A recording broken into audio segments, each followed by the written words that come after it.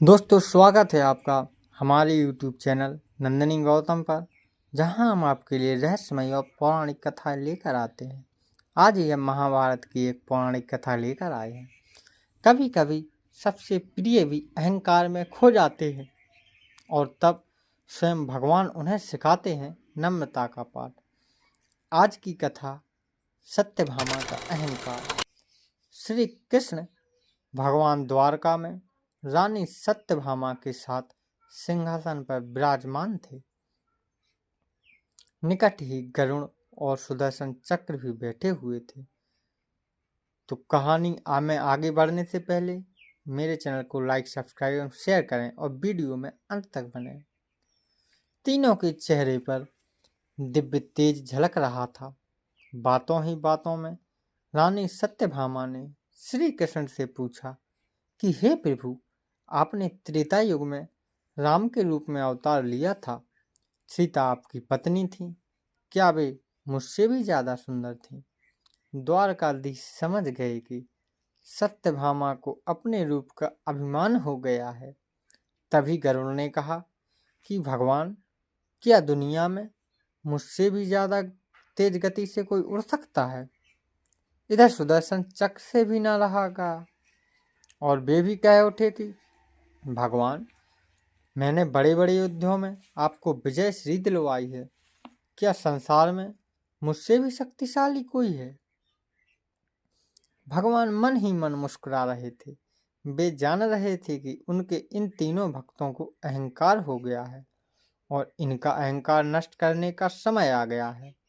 ऐसा सोचकर उन्होंने गरुड़ से कहा कि हे गरुड़, तुम हनुमान जी के पास जाओ और कहना कि भगवान राम माता सीता के साथ उनकी प्रतीक्षा कर रहे हैं। गरुड़ भगवान की आज्ञा लेकर हनुमान को लाने चले गए। उधर श्री कृष्ण ने सत्यभामा से कहा कि देवी, आप सीता के रूप में तैयार हो जाएं, और स्वयं द्वारकाधीश ने राम का रूप धारण कर लिया। मधुसूदन ने सुदर्शन चक्र को आज्ञा देते हुए कहा कि तुम महल के प्रवेश द्वार पर पहरा दो और ध्यान रहे कि मेरी आज्ञा के बिना महल में कोई प्रवेश ना करे। भगवान की आज्ञा पाकर चक्र महल के प्रवेश द्वार पर तैनात हो गए। गरुड़ ने हनुमान के पास पहुंचकर कहा कि हे वानर श्रेष्ठ, भगवान राम माता सीता के साथ द्वारका में आपसे मिलने के लिए प्रतीक्षा कर रहे हैं। आप मेरे साथ चलें। मैं आपको अपनी पीठ पर बैठाकर शीघ्र ही वहां ले जाऊंगा। हनुमान ने विनयपूर्वक गरुड़ से कहा, आप चलिए, मैं आता हूँ। गरुड़ ने सोचा, पता नहीं यह बूढ़ा वानर कब पहुंचेगा। फिर गरुड़ अकेले ही महल पहुंच गए।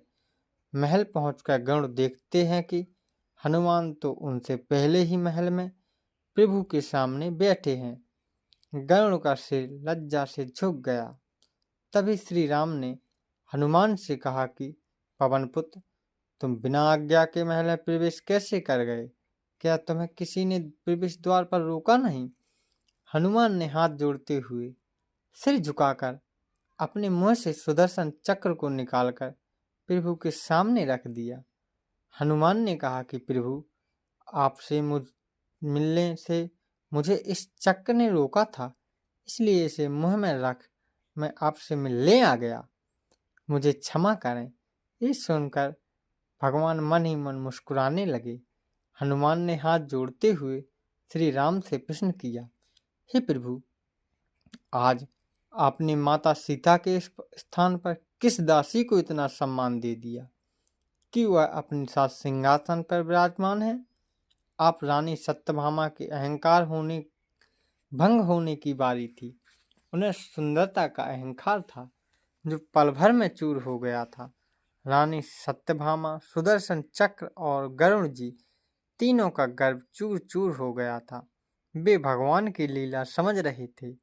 तीनों की आंखों से आंसू बहने लगे और वे भगवान के चरणों में झुक गए। इस प्रकार श्री कृष्ण ने एक ही बार में तीनों का अहंकार खत्म किया।